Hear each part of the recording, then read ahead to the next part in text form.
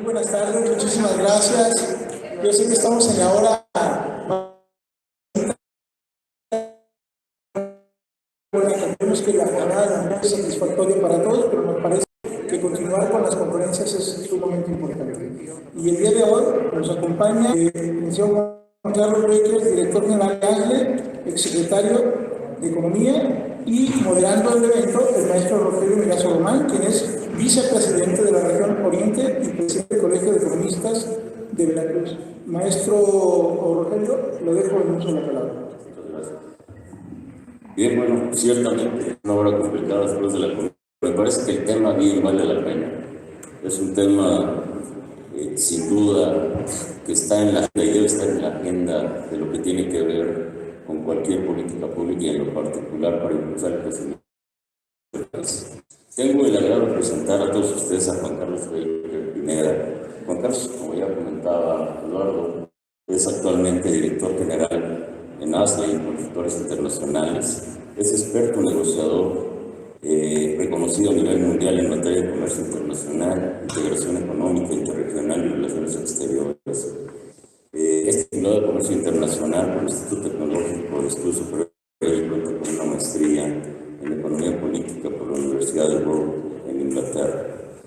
Con más de 22 años de experiencia, Juan Carlos Becker, particularmente en el sector público, ha ocupado distintos cargos a nivel directivo, desempeñándose en la administración pasada como subsecretario de Comercio Exterior en la Secretaría de Economía, donde lideró la agenda comercial de estos procesos de negociación del Tratado de Libre Comercio con Estados Unidos y Canadá, actualmente el TEMEC, y la modernización del Tratado de Libre Comercio entre México y la Unión Europea, entre otros. Sin más preámbulo, quiero pedirle a Juan Carlos Becker, pues nos haga favor de iniciar su charla. Con mucho gusto, gracias por quedarse. A ver, creo que desde ahí ya es algo que les tengo que reconocer. Muchas gracias, por supuesto, a la Federación de Colegios de Economistas por considerarme, por la invitación, a Alejandro y Omar, los presidentes de los colegios aquí, que son nuestros anfitriones, por supuesto. Un lugar que para mí representa mucho. Guadalajara es un lugar al cual yo vengo bastante seguido. Aquí estoy concluyendo mis estudios de doctorado. Regresen a estudiar, no crean que porque ya se gradúan ya con eso va a ser suficiente. Yo a mis... Y después de todo lo que ya platicaban, regresé a la escuela, doctorado de 40 años, lo cual es bastante complejo. Pero bueno, es nomás para reiterarles que nunca es tarde para dejar de estudiar y nunca es tarde para dejar de aprender más en una materia o en algo tan apasionante como lo que hacemos, como lo que es la economía, que bueno, todo el tiempo está cambiando, todo el tiempo hace perspectivas diferentes, ¿no? También, por supuesto, gracias por poner una agenda profundamente atractiva. Yo creo que los ejes sobre los cuales el Congreso está corriendo, me parece que no solamente son muy pertinentes, sino que además son urgentes. O sea, hablar de una agenda democrática, hablar de una agenda social, por ahí parece una narrativa que quiere desconectar ese lugar que queremos en el mundo. Eso simplemente me parece un despropósito, ¿no? Y bueno, por supuesto también la parte que nos debe llevar a hilar todos estos puntos o todos estos ejes hacia el país que queremos en el 2050. Entonces, bueno, felicito sin duda a mi organizador, a todas las personas que participaron en la mano en poner junto esta agenda tan importante y este evento. A mí en particular me dieron que hablar, que les compartiera algunas reflexiones sobre el TEMEC, el Tratado México NAFTA, el CAN, que como todos ustedes saben empezó o entró en vigor en el año 2020, o sea, justo ahora en julio de este año, recién cumplimos 2 años de vigencia del tratado. Y yo creo que si bien algunos de los que veo aquí en la audiencia pues son bastante jóvenes para recordar la negociación de NAFTA y los problemas que después hubo durante la implementación del mismo, pues yo creo que tienen que recordar, o si tienen la capacidad de recordar hace 4 años, 5 años, pues cómo vivimos por momentos una situación de mucha preocupación, una situación de mucha incertidumbre, una situación que incluso puso en peligro, no creo estar exagerando, puso en peligro la viabilidad del país. Vamos a ver unos cuantos números, porque de esta manera. Traigo unas láminas. La verdad es que no voy a cantar para explicar aquí, porque de espadas está un poco difícil. Pero bueno, entonces, a ver, aquí rápidamente yo siempre pienso que la mejor manera de aprovechar el tiempo es conversando con ustedes. Entonces voy rápidamente a hablar de estas cosas para que nosotros ya podamos platicar en un instante. Cinco temas muy rápidos que voy a comentar. El contexto internacional en el cual estamos viviendo en la implementación del TEMEC, cómo se ha comportado el comercio de la inversión en estos 2 años desde el del tratado, cuál ha sido la manera en la cual se ha trabajado desde México para garantizar el cumplimiento de estas obligaciones. Finalmente, todavía lo que falta. Por ahí también hay una percepción de que al momento de que entró en vigor el acuerdo, pues ya la libramos, ya estamos del otro lado. Todavía hay cosas del tratado que no terminan de ser implementadas y que pueden llevarnos a tener pues, también retos importantes sobre la legislativa. Y finalmente, pues aquí jugando un poco a la futurología, lo que yo veo hacia los 2. Entonces, bueno, acompañan, primero creo que están conscientes que entra en vigor o es un tratado que empieza a implementarse en un momento en donde hay muchas crisis sucediendo. De aquí, de nuevo, simplemente recuerden lo que ustedes ven en los diarios, lo que escuchan en las noticias, lo que les dicen en sus redes sociales. Y bueno, ahora recientemente estamos hablando de crisis provocada por la invasión de Rusia a Ucrania y lo que eso implica para la parte económica macro. Pero hace 2 años era el COVID, y luego también fueron las cadenas de suministro, y antes de eso fue la incertidumbre que existía por las guerras comerciales entre China y Estados Unidos, y antes de eso era Donald Trump. O sea, cuando lo vemos realmente una crisis, realmente estamos ya viviendo lo que para mí es un momento de cambio estructural mundial. Creo que no es una exageración decirles que el mundo que se construyó, y seguro todos llevan al macro, el mundo que se construyó a partir de Bretton Woods y ese sistema mundial, pues está empezando a mutar de una manera muy importante. No sabemos en qué va a quedar, pero es cierto que parecería un poco ingenuo decir que bueno, ahora que pasa crisis, las cosas volverán a ser lo normal. Ese es su normal. O sea, ya creo que es bastante claro que vamos con inflación larga, un periodo en donde los balances fiscales van a ser muy delicados, un periodo en donde, pues la verdad, la propia globalización o este proceso de integración económica regional que empieza desde los 80, que Krugman lo escribe en su paper de Patterns of Trade, lo cual le valió el premio muchos años, pues esa idea realmente ya no es necesariamente la globalización, sí se puede echar para atrás y sí podemos ver como parte de todo lo que está sucediendo enfrente de nuestros ojos, ¿no? Entonces, bueno, en ese contexto, pues bueno, aquí sí, no me voy a tener mucho las cifras, ustedes pueden checar, pero aquí nada más para ilustrar lo que les...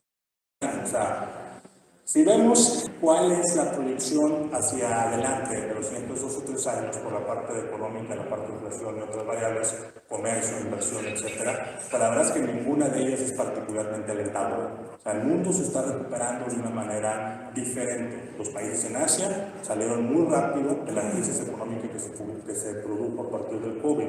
Los países en el mundo occidental, Europa, Estados Unidos, pues empezaban ya a mostrar cifras relativamente positivas, un poco de toda la ley que se insertó en el sistema durante el 2020. América Latina, desgraciadamente vamos muy atrás en esa cola. Es posible que América Latina no llegue a tener el nivel económico pre-pandemia hasta posiblemente el año próximo.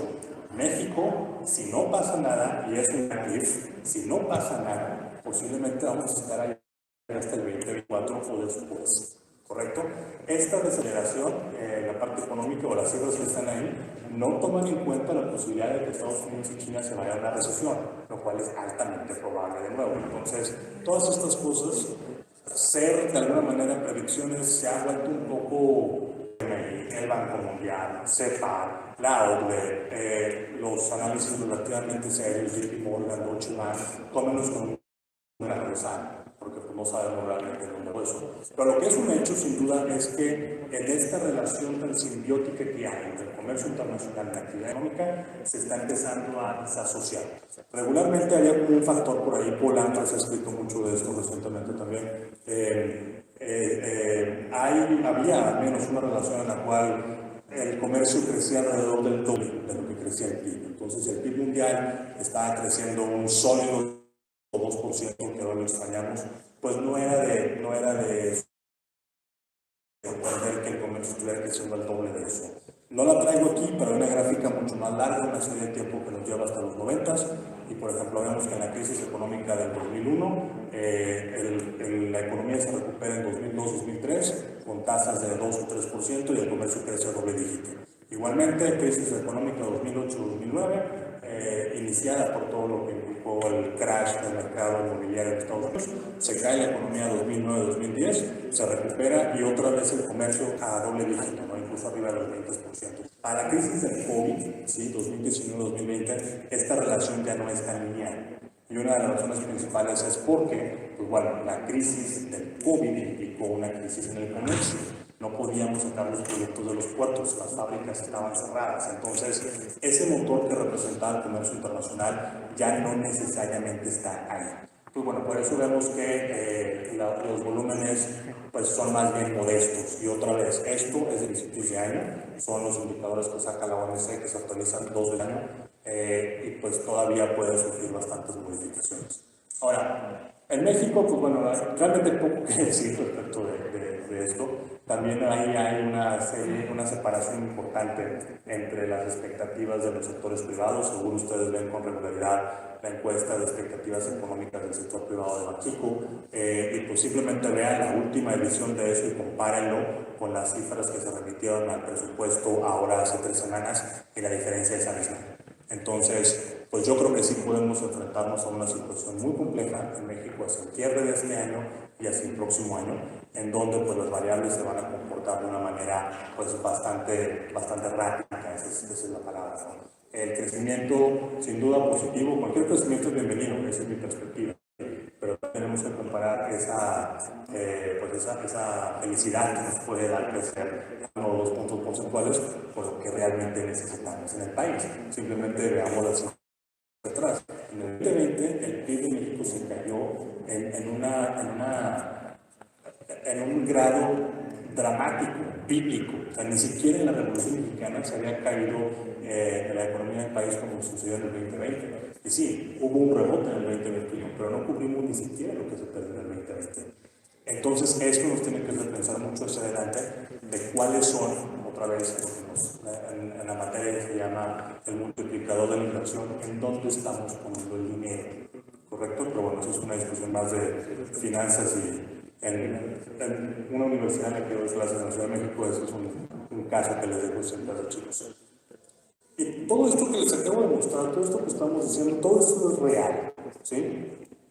Pero esta realidad, vista a nivel macro, 50,000 pies de altura, coexiste también con otra realidad, que es la realidad de la economía mexicana que está vinculada a los mercados externos, ¿sí?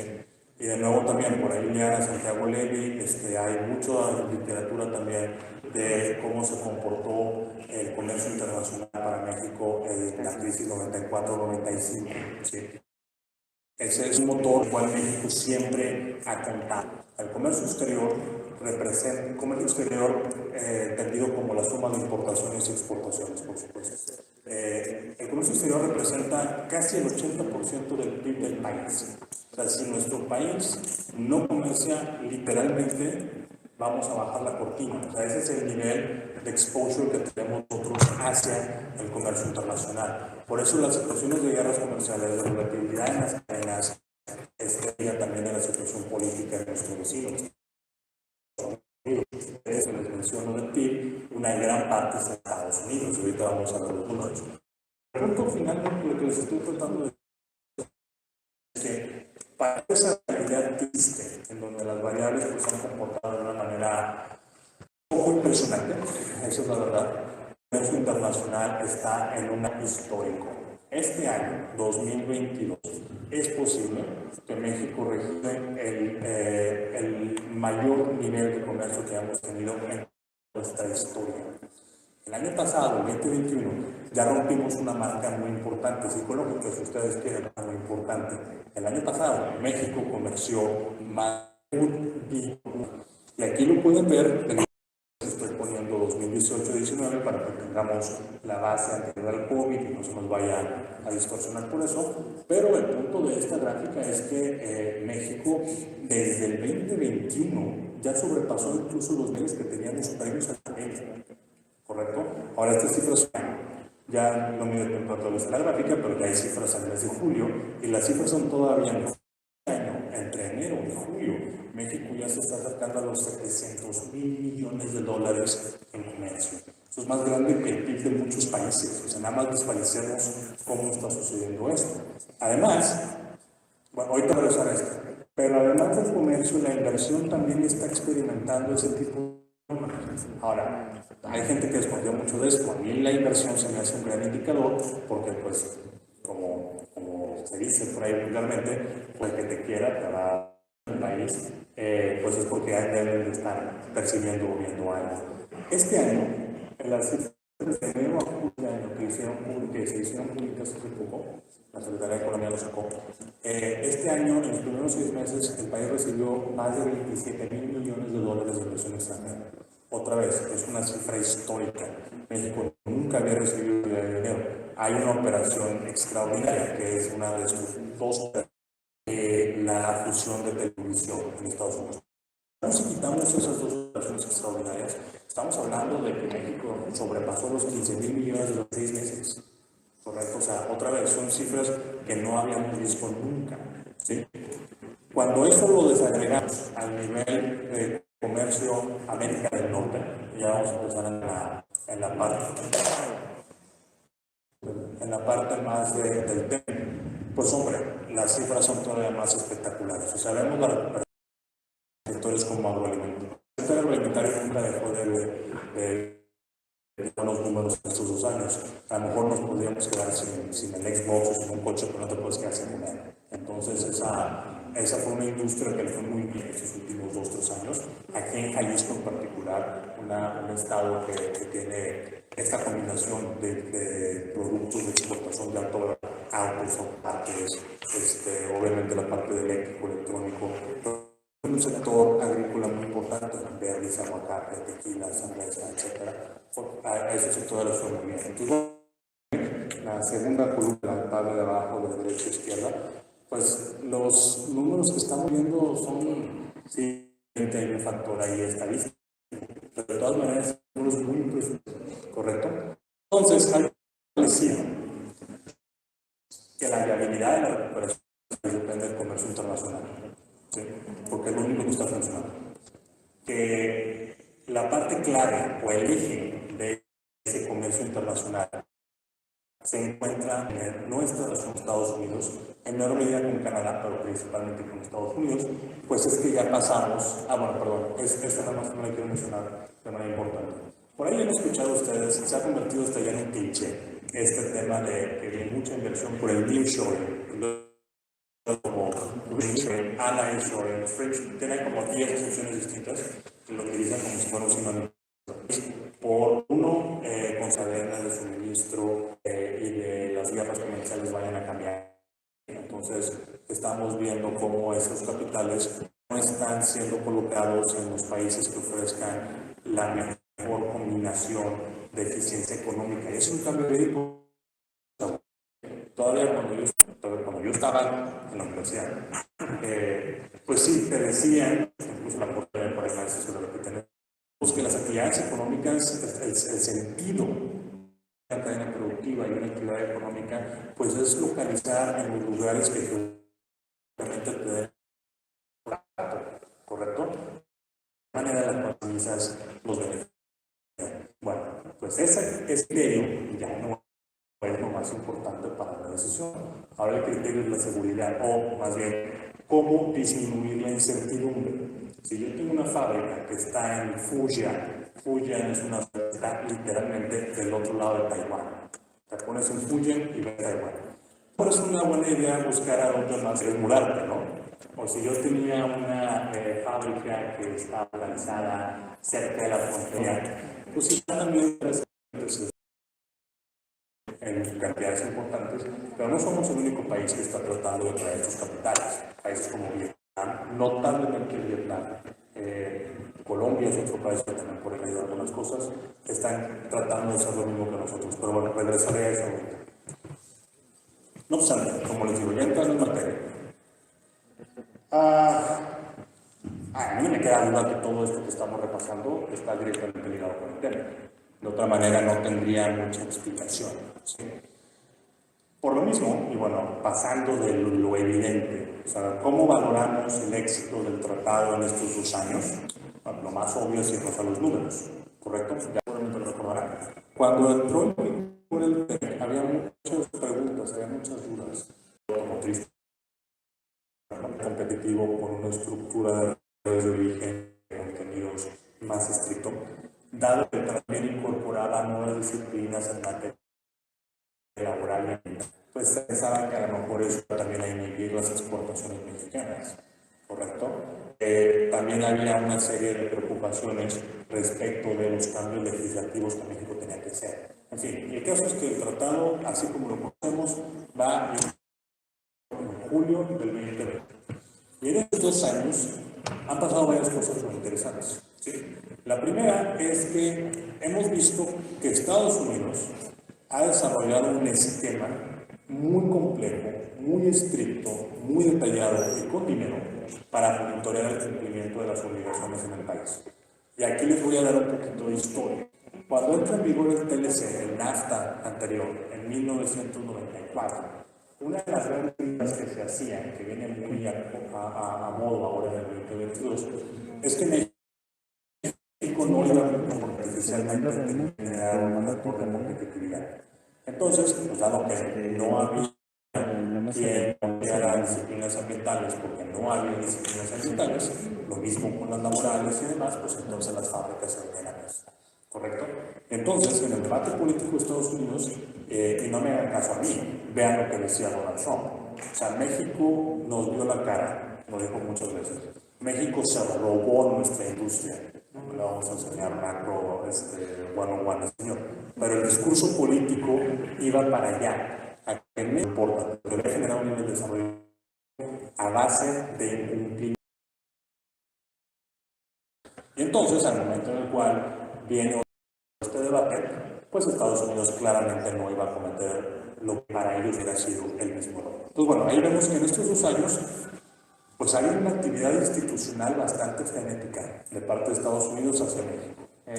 ¿Cómo lo vemos esto? Bueno, por ejemplo, en la parte automotriz, se han establecido una serie de mecanismos que tienen que ver con el seguimiento de las reglas de origen, el seguimiento de los contenidos, asegurarse que los trabajadores en esas plantas tengan derechos laborales y que se estén implementando. Ahorita vamos a ver otra cosa en donde eso queda muy claro. Estamos viendo también una industria como la automotriz, pero no es la única, acero, aluminio, la parte agrícola, etc. Hay una mayor vinculación entre lo que es la Secretaría o el equivalente a una Secretaría de Comercio en Estados Unidos, el USTR, la representación comercial de Estados Unidos, junto con el Departamento. Esa es una dinámica que no existía antes. Y bueno, también lo vemos, por supuesto, en la parte laboral, estrictamente hablando, capítulo 23, en donde pues hay unos comités que se encargan de literalmente ir a las empresas en México a ver si efectivamente eso se está cumpliendo o no. También hay líneas 1-800 en donde cualquier trabajador mexicano, de manera anónima, además, puede hablar y decir, pues aquí nos están respetando mis derechos. Hay mayor presupuesto para agregados laborales en la Embajada de Estados Unidos en la Ciudad de México, que vamos a llegar a eso. Pero el tema es que efectivamente hay un foco, están viendo que es lo que está pasando. La parte ambiental se habla menos, porque no hemos visto todavía ningún caso inicial. Pero laboral también están esos comités, también está ese presupuesto, también está el esquema de vigilancia. Entonces es que no hemos llegado a tener todavía un problema ya aunque seguramente no estoy inventando nada, pues por ahí hay muchas especulaciones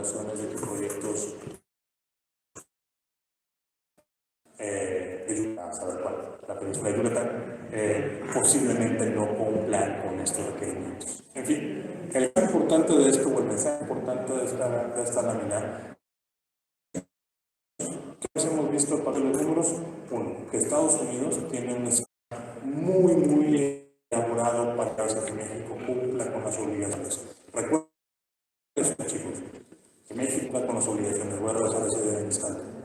Además de esto, estamos viendo que hay muchos actores en Estados Unidos que le reclaman a su administración que México puede hacer más.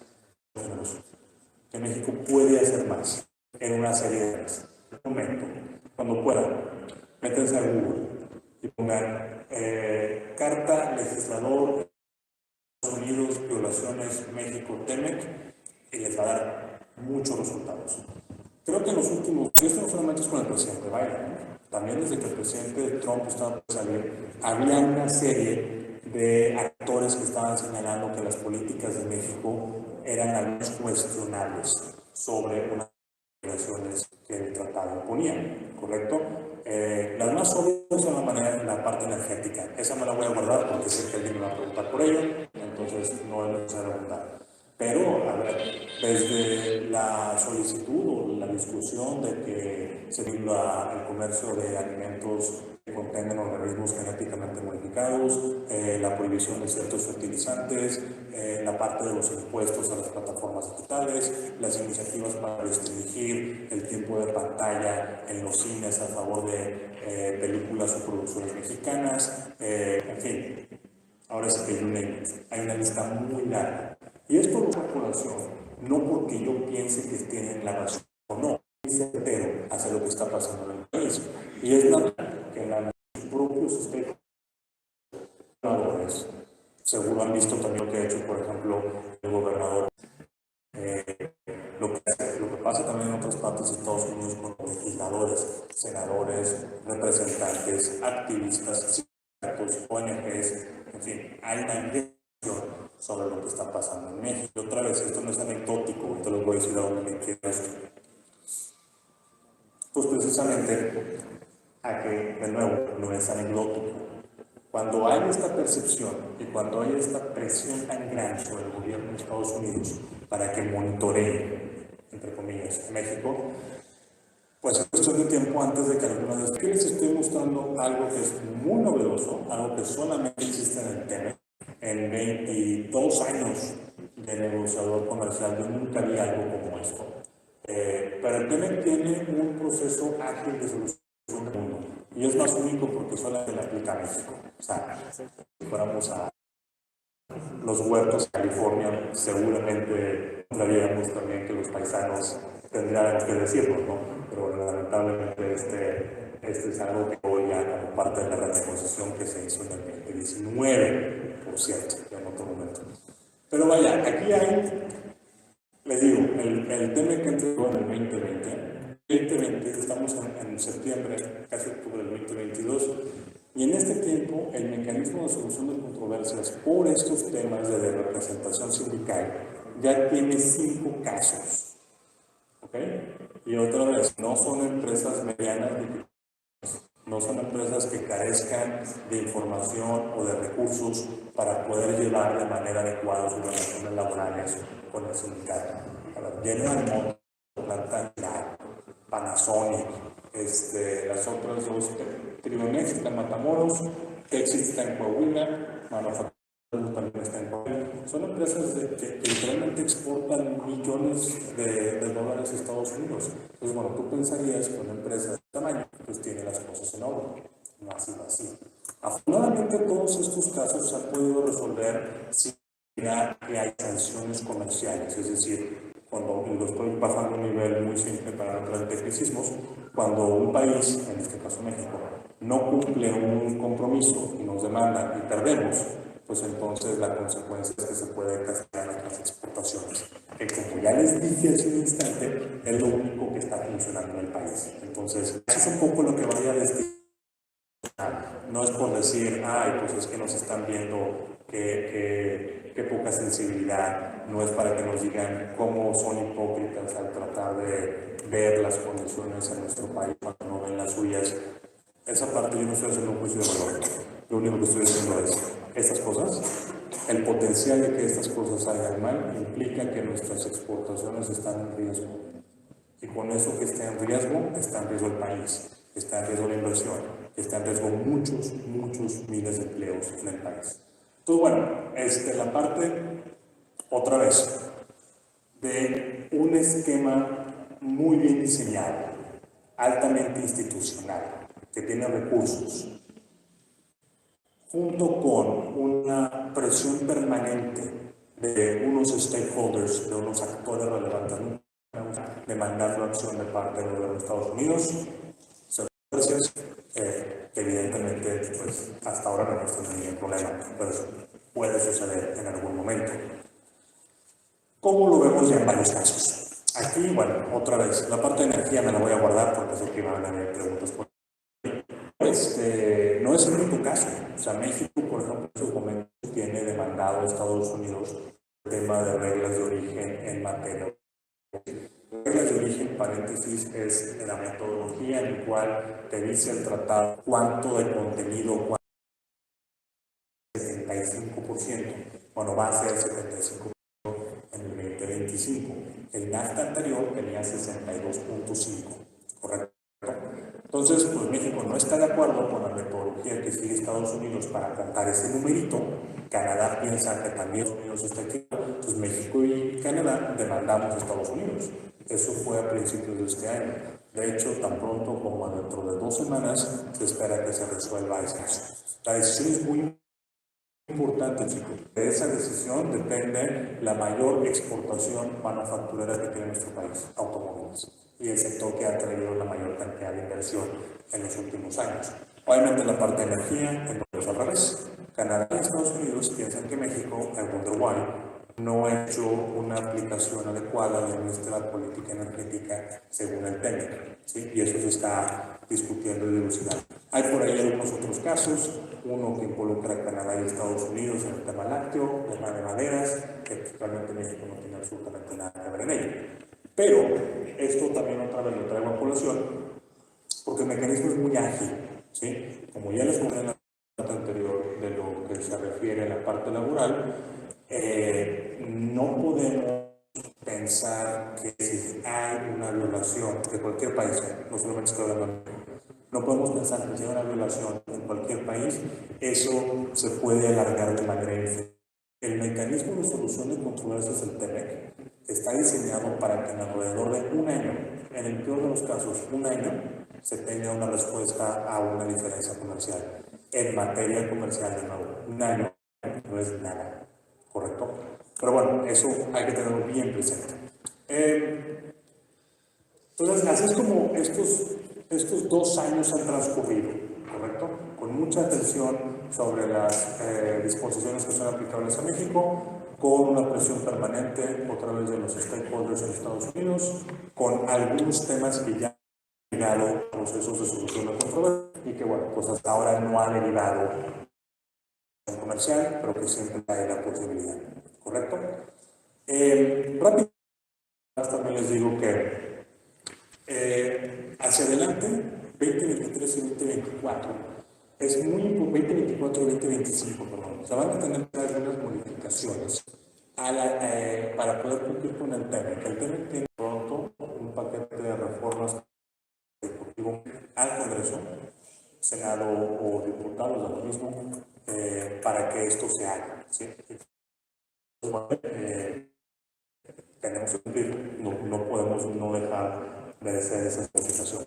Y bueno, en la mañana o hace ratito, antes de la comida, pues la senadora y la diputada ya les dieron una perspectiva. Seguro que cuando este tipo de cosas lleguen, pues lo tomarán todos los representantes aquí de Jalisco con mucha seriedad. Entonces, no, el TEMEC no se ha acabado de implementar. Hay que hemos hecho y que tenemos que regresar a ellos. Voy a empezar ya para que luego nosotros platiquemos. A ver, ¿qué sigue ese adelante? ¿Sí? Para mí, las elecciones, para mí el factor político igual a América del Norte, principalmente Estados Unidos, están empezando a embullirse es muy importante. ¿Sí? Recuerden que una mala situación económica regularmente lleva a una volatilidad. ¿Sí? Y otra vez, no les estoy diciendo ningún secreto. Pongan en Google Scholar que van a ver la cantidad de investigación que sale sobre ese tema. Pero en un mes y medio, en un mes de hecho, va a haber elecciones de medio término en Estados Unidos. ¿Correcto? Y es altamente probable que la Cámara de Representantes, la Cámara Baja, pues empiece también a cambiar de manos. El Senado está 50-50, no sabemos. Un Congreso republicano, ¿sí?, puede tener una visión completamente diferente del comercio de México de la que tiene un Congreso demócrata.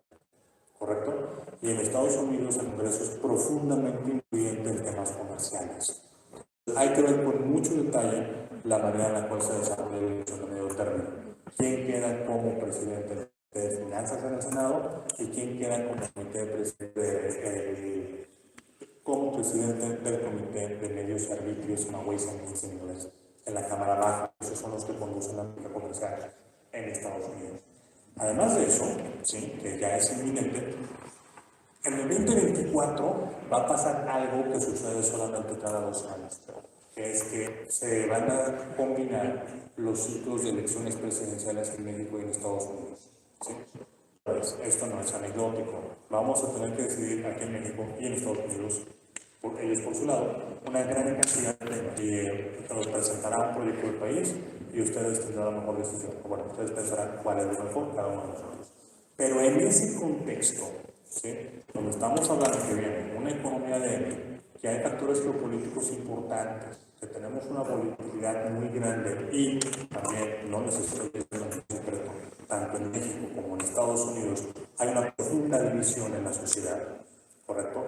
Ese es un campo de cultivo para que las cosas en materia comercial puedan salir, pues no como las queremos. O sea, mi pesadilla es que algún candidato en alguno de los países, como parte de su plataforma de campaña, vaya a decir: si a mí me eligen, yo voy a hacer con el TEMEC lo que ustedes, lo voy a cambiar, lo voy a quitar, lo voy a eliminar, etc. O sea, ese tipo de cosas en campaña suenan increíbles y seguramente va a haber personas que van a comprar esa idea. Pero si se convierte luego en una política de gobierno, ¿qué vamos a hacer? Ya les mostré cuál es la importancia de todo esto. Entonces, esto, desde luego, implica que tenemos que ser muy vigilantes, ¿correcto? Cuando digo tenemos, me refiero a todos. Me refiero a los empresarios, me refiero, por supuesto, a autoridades mercantiles, me refiero a académicos o personas estudiosas de estos temas como nosotros, ¿sí?, de dar la voz, ¿sí?, de hablar con cuestiones factuales. ¿Cuáles son los resultados? ¿Cuáles son los números? ¿Cómo se está poniendo eso? ¿Sí? La investigación que tenemos que hacer en nuestros programas de maestría, de doctorado, o sea, hacia adelante, los siguientes 3 o 4 años van a ser los años en los cuales quedó de la mejor manera posible el éxito que implica el TEMEC. Podemos debatir si el TEMEC es suficiente o no. Podemos debatir si tienen los temas correctos o no. Podemos debatir si ese tratado tiene que ir de la mano con otras cosas. Todo esto parece excelente, pero lo que creo que todos estamos de acuerdo es que no podemos ir en México hacia el mercado en donde no tenemos este apoyo que representa el tratado. ¿Sí? Podemos hablar de lo que quieran: desarrollo regional, inclusión, pymes, en la agenda, lo que ustedes quieran. Pero vean cómo todo eso naturalmente nos lleva a la discusión de cómo el TEMEC me ayuda a, o cómo el TEMEC promueve qué. No hablamos de, pues si eliminamos el TEMEC, entonces se va a arreglar X. O sea, esa parte me parece que tenemos que tenerla todos muy claro. Y el camino para llegar a eso, pues empieza ya, porque nunca es lo suficientemente pronto para atender estos temas. Ya para el cierre, para que nos pongamos a conversar. También en la perspectiva 2023 y 2024, o sea, esta labor que yo les estoy hablando, que para mí es urgentísima, esta labor posiblemente no va a suceder en el abstracto. Esta labor sucede en un contexto nacional, y por supuesto en medio de un reordenamiento de la política hacia adelante. Entonces, ¿qué veo yo o qué son las cosas que yo reflexiono que pueden afectar el desempeño económico del país, al TEMEC mismo? Pues bueno, evidentemente si hay una recesión a nivel mundial, pues eso nos va a meter, ¿no? Ya lo he mencionado, el principal motor del crecimiento económico es lo que deben los Estados Unidos. Si Estados Unidos no tiene esa demanda, pues tenemos que encontrar algo al respecto. No sé si es mercado doméstico, no me parece que sea exactamente lo adecuado, pero tiene que haber una combinación de opciones para poder minorar al menos el golpe de lo que representaría una recesión en Estados Unidos, ¿no? Me parece que también parte de la debilidad del tratado y su contribución a este desarrollo económico del país pasa por algo que suena muy simple, sencillo, incluso simplón, pero no deja de ser cierto. Tenemos que cumplir con el tratado, ¿sí? Un tratado, al final de cuentas, es un conjunto de reglas. Es un conjunto. Douglas North habla de la importancia de las instituciones, todo este contexto del neoinstitucionalismo. Estoy escribiendo mi tesis de eso, por eso lo traigo aquí.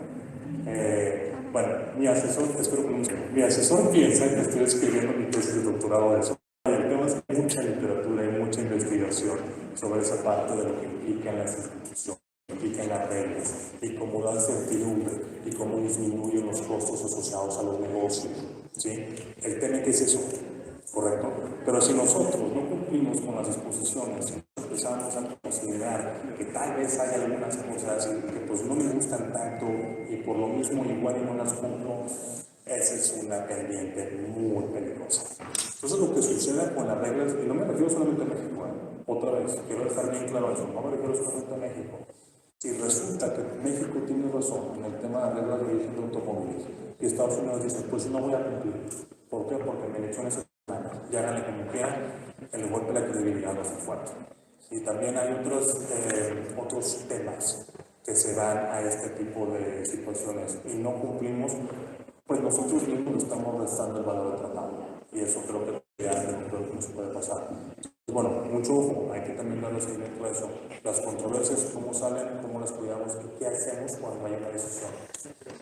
Obviamente factores geopolíticos, si el día de mañana hay una guerra entre Estados Unidos y China, que ojalá no suceda nunca, pero pues factores de ese tipo que no podemos predecir, si bien la siguiente pandemia, si la situación entre Rusia y Ucrania, etc. Eso siempre va a estar ahí y es algo que nos puede afectar. Obviamente también hay algunas cosas aquí internamente en México, las elecciones, empezando por la elección del Estado de México, el año próximo, y también la elección presidencial y la elección del Congreso.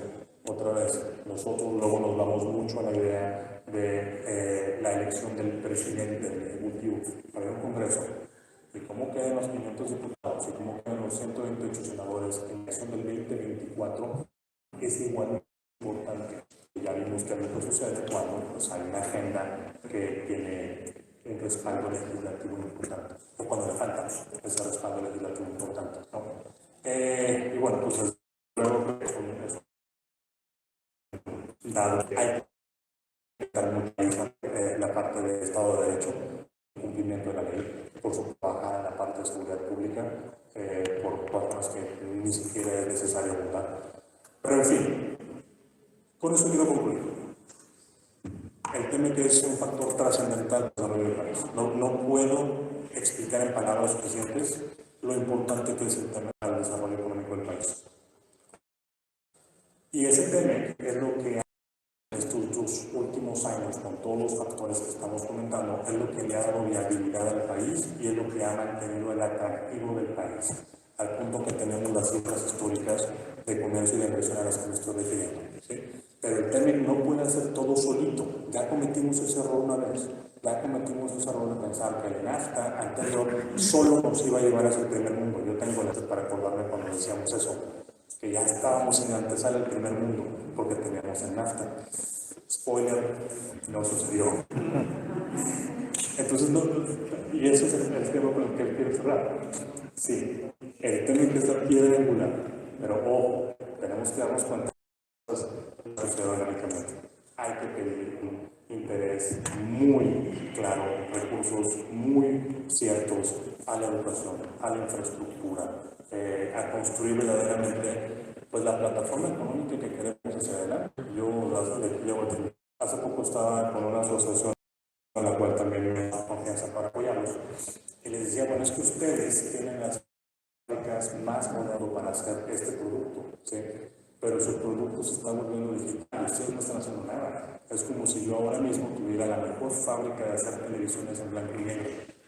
Pero no importa que sean tan modernas y realmente eso ya está completamente fuera. Y sí, ahora producimos coches, los estamos de manera muy exitosa, pero todos son coches de combustión interna. Cuando ya hay algunos países en donde hay una fecha muy clara en que esos productos van a ser. Y de esos ejemplos se me ocurren 20 ahora mismo. Sí, gracias por la invitación, don Carlos. Gracias por recibirme. También aquí en Jalisco, un lugar que siempre también ha sido mi casa. Y otra vez, sus órdenes. Muchas gracias.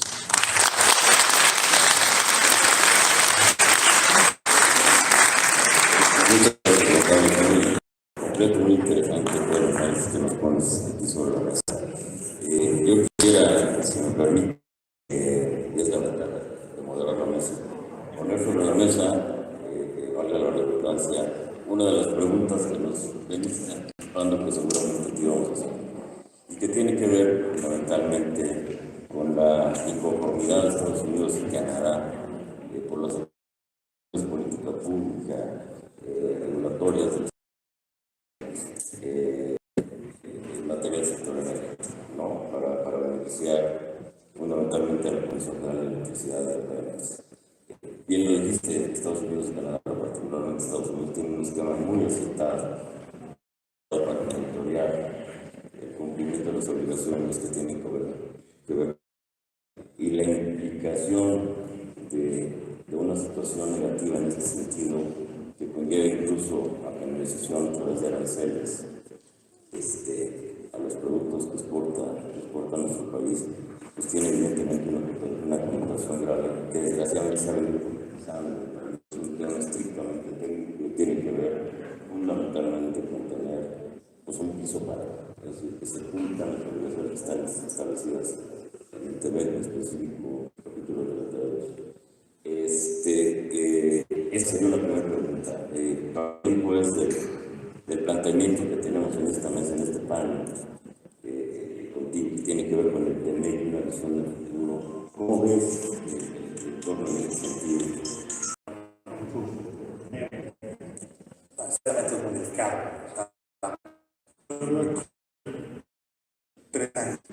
El primero es que efectivamente, aunque por ahí también hay una narrativa que en algún momento fue muy presente, no hay la menor duda de que tiene obligaciones en materia energética. O sea, y perdón si empiezo desde un punto tan básico, pero es que luego me preguntan o me mencionan, pues es que dicen que el TEMEC no nos comprometió a nada en materia energética, porque un capítulo 8 seguro.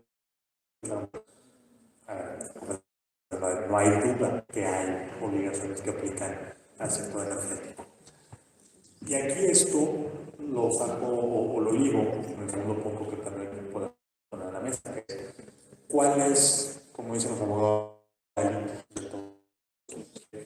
no es la propiedad de los recursos, no es la soberanía, no es quién es dueño de qué cosa. Eso jamás ha estado en duda. Tú bien decías, la litis de lo que está reclamando Estados Unidos y Canadá es que el TEMEC tiene una serie de obligaciones que garantizan un trato públicas o privadas, eso no importa, ¿correcto? Y aquí el gobierno ha tomado una serie de decisiones pues que tienen el objetivo específico de beneficiar a Pemex ACG. Y otra vez, no me hagan caso a mí, agarren la ley de la industria eléctrica, lean los considerandos, vean la propuesta que se envió de modificación de la Constitución que se votó el domingo de Semana Santa. Creo que esa fue la única ocasión que el canal del Congreso tuvo un rating tan alto, ¿no? Todos el domingo a las 10 de la noche estábamos viendo el canal del Congreso. Y ahí está la explicación, o sea, ni siquiera es algo que tenemos nosotros que suponer o que interpretar. Ahí viene. Entonces sí, efectivamente, aquí hay un riesgo de que un tema estrictamente técnico y legal se convierta en un tema completamente político. Ahora bien, ¿dónde está el proceso actualmente? Ahora mismo están en un proceso de consultas que es una instancia en donde las partes platican de manera ya mucho más abierta. Este plazo pues se vence el lunes, por cierto. Y a partir del próximo lunes, si Estados Unidos o Canadá no están convencidos con lo que México expresó en esas consultas, podrían, no quiere decir que lo van a hacer, podrían llegar a solicitar un panel de solución de controversias con las implicaciones de lo que yo ya les mencionaba hace un instante. Entonces, técnicamente, se tendría que manejar técnicamente, no políticamente. Se está en proceso, se está todavía discutiendo, no hay una decisión definitiva, pero tendría que haber noticias próximamente. La parte ya más estratégica 2050, que es la que realmente debería preocuparnos más. A ver, todo esto que les estaba mostrando yo ahorita, las inversiones, el comercio, todo eso es cierto, ¿sí? Pero mucho de eso ha llegado de manera emergente también. O sea, a mí me encantaría ver que hay un plan diseñado, estructurado, plenamente implementado para atraer todas esas inversiones al país y que en vez de estar hablando de 27,000 millones, estemos hablando de 50 o de 80, ¿por qué no? O sea, México tiene todo para atraer esas inversiones, pero si no hay energía, no hay energía. Entonces la implicación estratégica es que eso puede detener la gran oportunidad del país en convertirse en ese centro, en esa zona segura, en ese safe harbor que las condiciones geopolíticas han estado generando. Muy bien. Otra pregunta, Juan Carlos, en ese sentido es, y un poco parafraseando lo que mencionabas a lo largo de tu charla, ¿en dónde deben estar? Queda claro que la mejor receta para disminuir la pobreza es el crecimiento económico. No hay vuelta de hoja y los economistas, eso es un principio básico, ¿no? Y para que esto ocurra, en primer lugar, esta inversión no solamente tiene que dirigirse o redirigirse, diría yo, hacia aquellas áreas en las que aprovechando la coyuntura que se han alineado los datos para que el mercado empiece a ser una posibilidad para que México, en su participación en el comercio mundial en particular, en el TMEC, nuestro principal socio comercial, es que generemos las capacidades para que esa inversión se multiplique. Y esto tiene que ver fundamentalmente con investigación y desarrollo para impulsar la elevación de la nacional. México sigue, como bien lo acabamos de señalar, un proceso emergente. Ciertamente el comercio de nuestras mayores términos de participación comercial se ha venido dando de forma emergente. Necesitamos empezar, no solamente para realizar estas oportunidades de inversión, sino también para poner énfasis en los más de 23 tratados comerciales que tiene el país. Al final, no solamente es Estados Unidos, sin embargo, es el principal y más importante, sino también para dirigir esos esfuerzos de inversión, no solamente en términos de inversión pública, sino también desde el punto de vista empresarial, para que esa investigación y desarrollo se convierta en desarrollo tecnológico e impulse nuevas capacidades. Por ejemplo, en el sector tecnológico. Hoy por hoy el tema del que sigue siendo uno de los primeros fundamentales del proyecto. Y el tema es que no estamos viendo hacia adelante. En esta visión, ¿por dónde iniciar estas canicas? ¿Hacia dónde llevarlo? Claro. Hay otro que el problema de inversión, estamos hablando de inversión privada, ¿no? Lo que reporta el INEGI como la formación del capital, el CAPEX, porque inversión extranjera, pues sabemos que está llegando y que podría ser mucho más. Yo creo que ahí endémicamente ya son muchos años en los cuales la inversión ha venido para abajo, ¿no? Y me parece a mí que eso es un indicador muy cierto de las debilidades estructurales que tiene la economía mexicana, ¿sí? Uno de ellos es la informalidad. Gran parte de la población, la última vez que vi el indicador, creo que era el 57% de la población, ¿no? Y bueno, pues es un poco, incluso está entendible. Algunos empresarios van a decir, ¿por qué voy a invertir yo en meter fierros cuando hay toda una serie de personas que no pagan? Ya conocen el argumento. Pero a ver, fuera de eso y tratando de subir esto a la parte técnica. Yo creo que hay 3 áreas en las cuales, viendo el 2050, México tendría que proponer. No sé si va a ser de Estados Unidos, pero México tendría que proponer. La primera es el tema de infraestructura, ¿sí? Me refiero evidentemente a la infraestructura física. Si alguno de ustedes o alguien de los que nos ve en línea se encuentra en la frontera o cruza de manera regular la frontera a pie, pues no me dejan mentir, ahí puede ser una experiencia traumática. O sea, la cantidad de horas que pasas ahí, incluso con los carriles céntricos, incluso con el CDX en el aeropuerto entre Tijuana y San Diego, que gran proyecto. O sea, la verdad es que nuestra infraestructura se ha hecho vieja. Y este crecimiento del comercio que les estoy platicando no ha sido acompañado de una inversión equivalente en infraestructura, ¿sí? Entonces, bueno, cuando vemos las filas de 3 o 4 horas, o dependiendo de la época, en Nogales, Arizona, y Nogales, Sonora, es el puerto en donde cruza la mayor cantidad de comida, porque ahí sale de Sinaloa, Sonora, etc. Entonces, en diciembre hay filas literalmente de días para poder cruzar la frontera. Entonces, bueno, cuando ves eso, pues es un milagro que estemos comerciando esto, o sea, cuando te das cuenta que el cuello de botella que representa. Entonces, yo sí creo que tendríamos que hablar en alguna instancia evolucionaria del TEMEC, de, a ver, cada país se va a comprometer a poner un porcentaje específico de dinero, de acuerdo al PIB, de acuerdo al comercio del año pasado, hay 1,000 criterios que podemos tomar, pero que tiene que ir directamente a crecer de infraestructura, ¿sí? Ha habido algunas cosas muy esperanzadoras. Se inició hace poquito, se rompió, se inició la obra de un puerto nuevo en Otay Mesa 2, que es cerca de Tijuana. Pero también hay discusiones desde hace muchos años de otro puerto en Laredo, de la ampliación también alrededor del Puente de las Américas. Punta Colonet, claro, otro proyecto que no terminó nunca. Y claro, y obviamente hablar también de Manzanillo, hablar de los Alcaldes, hablar de Veracruz, el Istmo, etc. Entonces, bueno, la primera infraestructura, sí, y tiene el efecto multiplicador de la construcción y todo lo demás estamos hablando. La segunda parte es lo que ya mencionabas tú, educación. Y ahí también puede haber cualquier cantidad de esquemas, por ejemplo, esquemas en los cuales los estudiantes mexicanos tengan una cuota específica de visas para estudiar en Estados Unidos. Digo, obviamente ojalá fuera todos Harvard, MIT y ese tipo de cosas, pero también puede haber colegios de Tier 2, algunos community college incluso en Estados Unidos. Aquí en México también tendríamos que desarrollar ese mismo tipo de habilidades y de programas, ¿sí?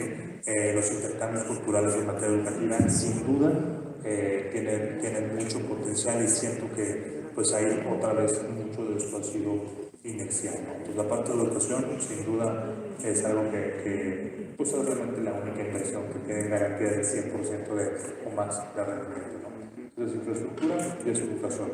Y lo tercero, yo creo que tenemos en América del Norte, y esto lo voy a ligar con lo que tú mencionabas ahorita de los otros tratados, a la América del Norte tiene una imagen que se proyecta en otras partes del mundo, ¿sí? O sea, si nosotros mismos hemos vendido la idea de que América del Norte es una unidad económica integrada, que si vienes a invertir a México puedes vender en el mercado de Estados Unidos y viceversa, pues ¿por qué no llevar esa idea a otro nivel? O sea, Estados Unidos ahorita está haciendo una promoción de un proyecto que le llama la Iniciativa del Indo-Pacífico, en el cual México no está, ¿sí?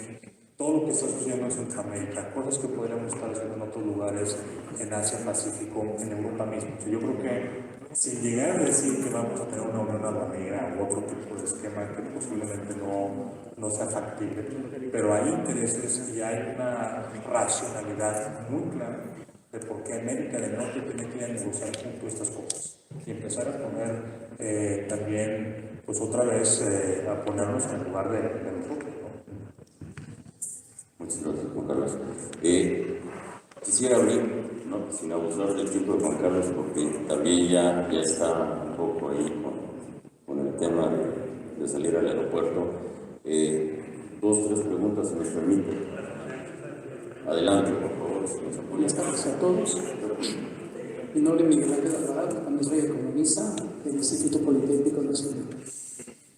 Tal parece que se resume la gran disertación magistral que acaba de exponernos aquí el maestro, y me parece un trabajo muy excelente. yo le denominaría por la exposición y por la intención de doctorarse, que puede llamarse el Tratado y el Instrumento de Desarrollo Económico, que al final fue lo que comento. A mi parecer, existen dos escenarios económicos o dos escenarios de acuerdos. El Tratado de Libre Comercio fracasa casualmente por las ventajas y los abusos que se presentaban en el imperio en ese momento que se encontraba Estados Unidos. Es más, ni Canadá aceptaba las condiciones.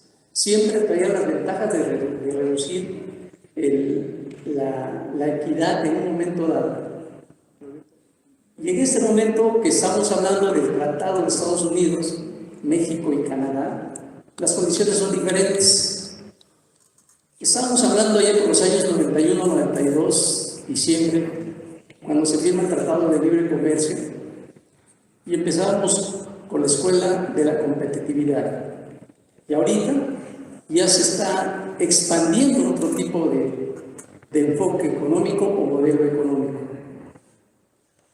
Es importante que dentro de todo ese análisis que dio, los datos, muy interesante me pareció, hacer referencia sobre los cuatro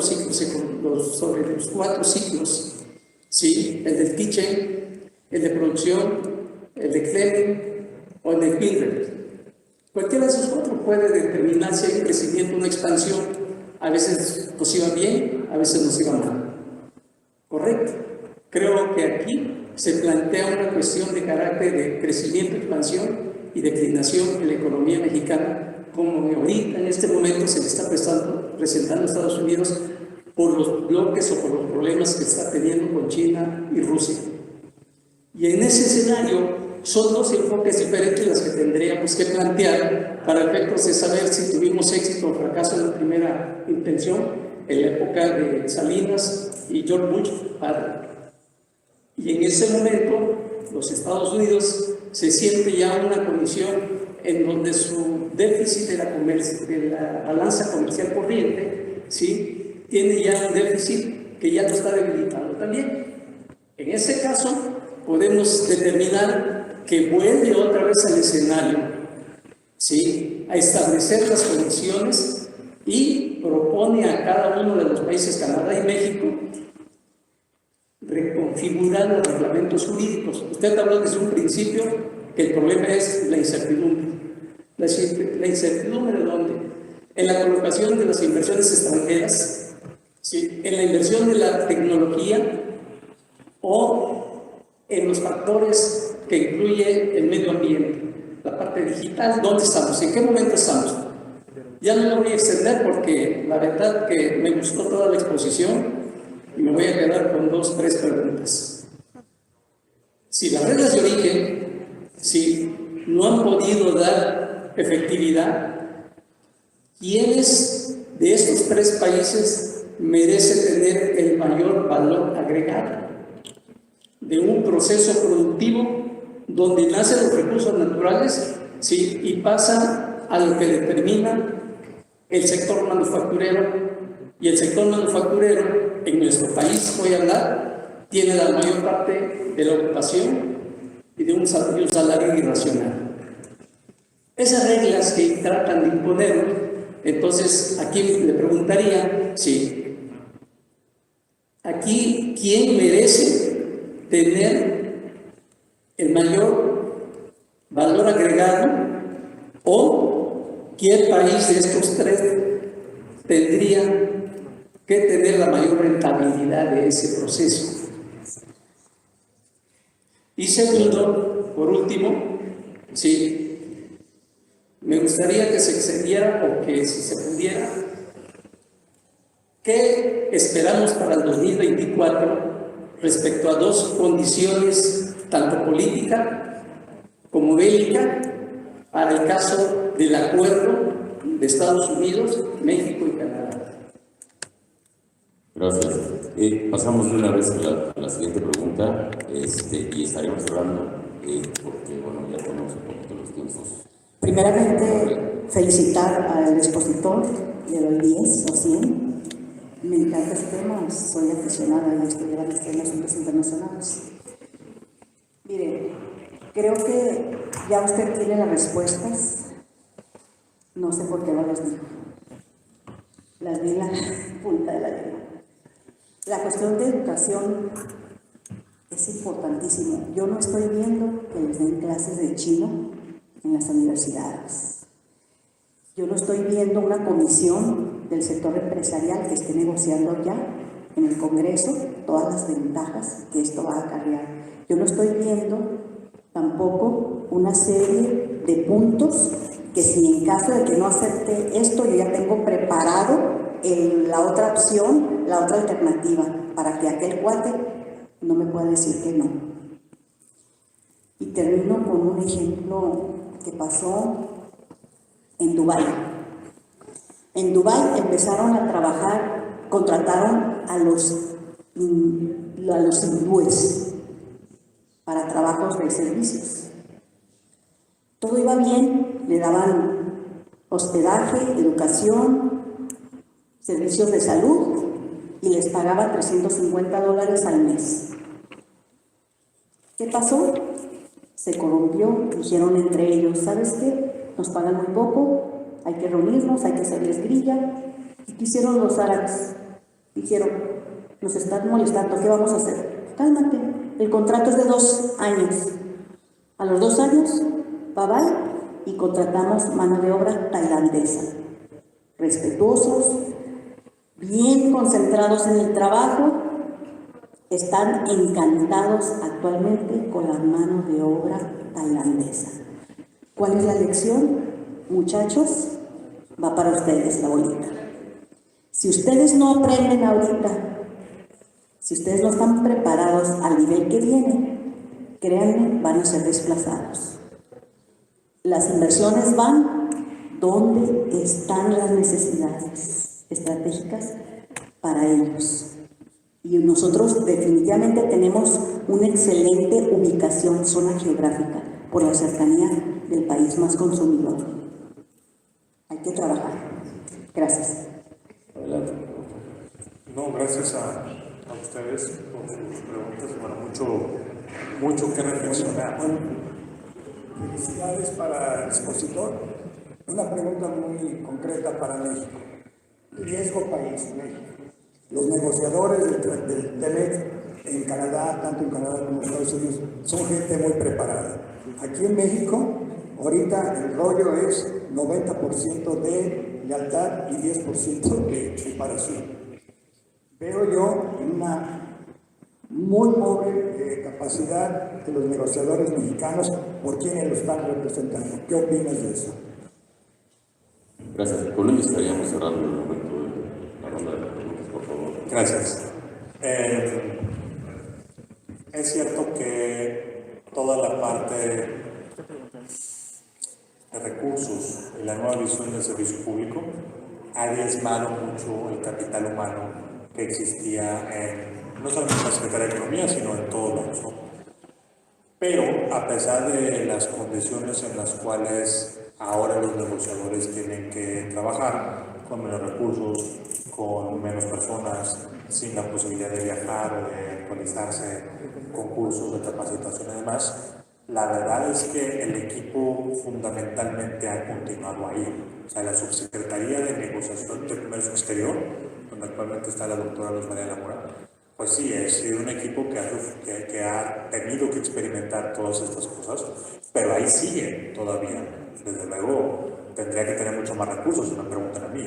Pero yo no creo que el equipo que está ahora en esos momentos sea de ninguna manera inferior, intelectualmente hablando, o de compromiso, que el equipo que le pongan de cualquier país. Y es más, esto lo he dicho en muchas ocasiones, el equipo de negociaciones de México, de negociadores comerciales de México, es el mejor equipo que hay en el mundo, ¿sí?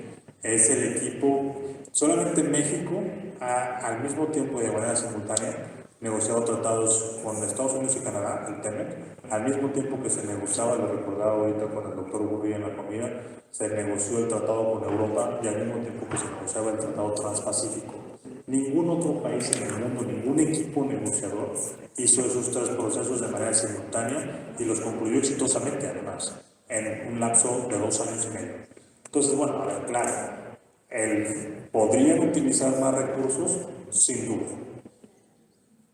¿Eso quiere decir que ahora estemos por debajo del nivel de otros? De ningún modo. Eso yo no lo percibo, yo no lo veo. Aquí no sé qué decir exactamente. O sea, a ver, ¿cuál es la opción B? Pues quiero pensar que hay alguna, ¿no? A lo mejor hay planes de los cuales nosotros no nos enteramos, o hay una serie de estrategias que, pues, bueno, por razones de confidencialidad simplemente no se hacen públicas. Pero yo creo que efectivamente tenemos que ser muy conscientes de que todo lo que ha vivido el país en materia comercial con Estados Unidos y Canadá, lo que se vivió en el 2016 es Donald Trump electo, 17 y 18, pues es algo que puede regresar en cualquier momento, ¿sí? Ahora mismo en Las Vegas están apostando 50-50 a que los candidatos del 24 van a ser otra vez Trump y Biden. Nuevamente nos vamos a enfrentar a ese tipo de cosas. Y por lo mismo de que eso fue una experiencia tan compleja, tan traumática y que tuvo grandes posibilidades de salir mal, yo creo que efectivamente si no hay un plan B, tendríamos que tener un plan B. Por cierto, paréntesis, yo no creo que el plan B sea China, porque eso es algo que luego también por ahí me preguntan mucho. O sea, la economía de México, con lo primero, otra vez Krugman, el efecto de home market, etcétera, para nosotros la geografía sí es destino. O sea, nosotros no podemos mudarnos de barrio y ahora decidir que vamos a venderle todo a China simplemente por cuestiones logísticas, simplemente por cuestiones culturales y simplemente por cuestiones de facilidad para los negocios. Pero si quisiéramos hacerlo, si quisiéramos mudar toda nuestra capacidad productiva y exportadora hacia China, pues sería un proceso que tomaría muchos años. Definitivamente no sucedería, o sea, no son piezas, en mi perspectiva, no son piezas de ley. O sea, no es creíble decirle a Estados Unidos, si tú no me das lo que yo quiero, entonces voy a quitar la pieza azul de Estados Unidos de Lego y voy a poner la pieza roja en China. O sea, simplemente eso no me parece que sea factible, pero tendría que haber un plan en el cual no solamente China, India. Para mí, luego yo cuando escucho mucho de China, insisto que India no tiene la atención mediática que debería tener. Pero bueno, en fin. Pero si hay un plan B, que por supuesto toda la parte educativa no la voy a reiterar, pero es cierto, ese plan B sin duda tendría que incorporar qué haríamos con quién y en qué tiempos, qué actividades, qué nivel de educación se requiere para eso, y muy importante para mí, cuántos recursos le vamos a poner, porque evidentemente nada de esto funciona si no hay recursos que sostengan este tipo de programas de largo plazo, ¿no?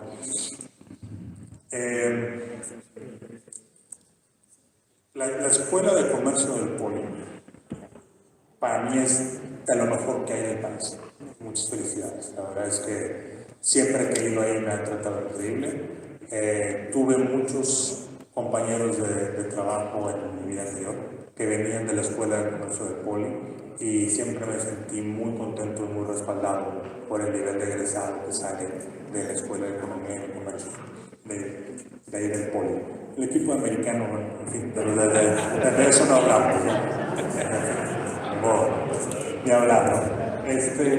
A ver, podemos platicar luego teoría y otras cosas, pero creo que la parte de fondo de lo que me está preguntando usted, yo no creo que el NAFTA primero haya fracasado, ¿eh? Yo creo que el NAFTA o el TLC anterior es un producto de las condiciones y de los constructos sociales y económicos que teníamos a principios de los 90, ¿sí? En ese momento, pues la idea de esta vinculación de la agenda comercial con el medio ambiente, con lo laboral, con derechos humanos, con muchas otras cosas, no era algo que se percibiera de manera automática, ni que fuera tan evidente. A principios de los 90, cuando se negoció el NAFTA, ni siquiera existía la Organización Mundial de Comercio. Entonces, de algún modo íbamos tanteando el camino hacia adelante. En términos de modernizar la planta productiva del país, en términos de generar una mayor inversión, exportaciones, etcétera, yo creo que en ese aspecto el NAFTA fue profundamente exitoso. O sea, mucho de lo que ahora es el hub industrial del Bajío, Aguascalientes, Querétaro, Guanajuato, se desarrolló por eso.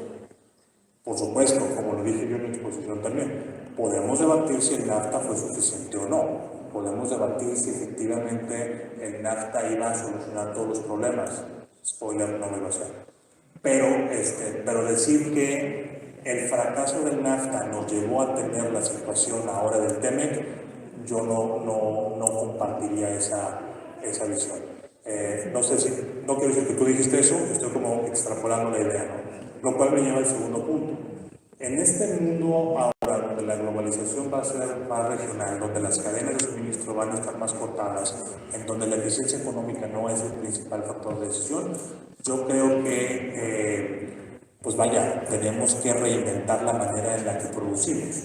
Las reglas de origen, otra vez antes, pues se hacían considerando unos porcentajes relativamente pequeños, pues porque tú podías traer resinas de Tailandia, podías traer químicos de Brasil, y a través del proceso que le daba el 20, 30, 40% de valor agregado en el país, el producto automáticamente se podía exportar. Como ahora la globalización va a ser diferente, no vamos a dejar de usar esas resinas, no vamos a dejar de usar esos químicos, pero lo que tienes que hacer es desarrollar los proveedores aquí. Porque traerlos de otras partes del mundo ya no va a ser una opción, ¿sí? Entonces, no sé quién se lo merezca. De hecho, posiblemente todos se lo merezcan. O sea, México podría decir, yo soy el país que está en mayor necesidad, yo me lo merezco más. A lo cual Estados Unidos diría, pues sí, pero el mercado grande soy yo, y el que te lo va a comprar soy yo, entonces yo me lo merezco. Y los canadienses dirían, no sé qué dirían los canadienses, pero seguramente somos muy buena onda, no sé. Pero seguramente algo diría. Entonces, más que merecer o no, etcétera, yo lo que incluso dejaría que hagamos es, a ver, si este es el nuevo esquema en donde las cadenas de suministro son más regionales y por lo tanto ya no podemos traer eso, ¿cómo le hacemos para desarrollar esos proveedores aquí? Olvídate que eso no merece. ¿En dónde vamos a desarrollar? ¿Quién te va a vender eso que antes tú traías de Tailandia? Ojo, va a ser más caro, sin duda. Esa es otra cosa importante. Esta reconfiguración, no podemos tener las dos cosas. No podemos tener un acuerdo de libre comercio que tenga todos estos grandes capítulos y que sea muy integral y que al mismo tiempo sigamos teniendo productos, grandes derechos laborales, mejores salarios. No se puede eso y que nos sigan costando las cosas a caros. Aquí también implica un rollo importante en el cambio de la mentalidad del consumidor. Tenemos que estar conscientes que eso va a implicar que vamos a pagar productos más caros. No cuando tiene inflación y curva de Gini, aquí no tenemos que meternos en eso. 2023, 2024, 24 sobre todo, que es la otra parte de la pregunta. Pues creo que habrá un poco de eso hacia adelante, pero para mí, nada más para volver a reiterarlo, a mí sí me preocupa que los ciclos, no me preocupa que los ciclos presidenciales se empaquen, no va por ahí, sino que, pues obviamente en una elección que desde ahorita ya se anticipa en otros países que va a ser una elección muy reñida, que va a ser una elección muy polarizada, en la cual va a haber muchas narrativas allá afuera, pues sí creo que un factor importante de peligro es que una de esas narrativas pues se posicione en contra del tratado o en contra de la región. O sea, eso también en sí mismo debería preocuparnos. O sea, como dije hace un instante, pues a lo mejor un candidato plantea que tenemos que separarnos o cortar nuestra relación con Estados Unidos. Sí, muy bien, pero ¿cómo lo vas a hacer? ¿Cuándo lo vas a hacer? O sea, eso no es creíble. Pero en una campaña política todo se vale. El problema es que luego se convierten en promesas y tratan de cumplirlas.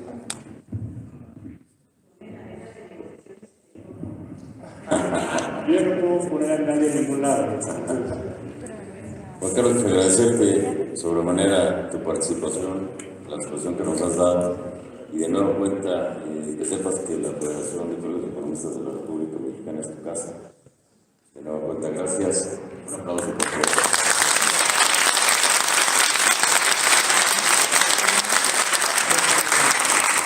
Si me permite agradecerle muchísimo la participación del doctor Juan Carlos, Mazo también. Dos avisos para el auditorio. Quienes son miembros y representantes de los colegios y congresistas, les pedimos que estén presentes aquí a las 6 de la tarde en punto. Inicia la asamblea formal para que no se nos vayan a retirar. Al resto del auditorio les invitamos, hay un cóctel aquí a la salida, en un momento va a estar disponible para que nos acompañen y en cuanto terminemos la asamblea nos sumamos ahí con ustedes, pero de entrada ya pueden estar participando del cóctel. Entonces, por lo pronto, muchas gracias a todos por esta nutritiva participación y nos vemos mañana a partir de las 8:30 de la mañana para el acceso y arrancar a las 9:00. Muchas gracias.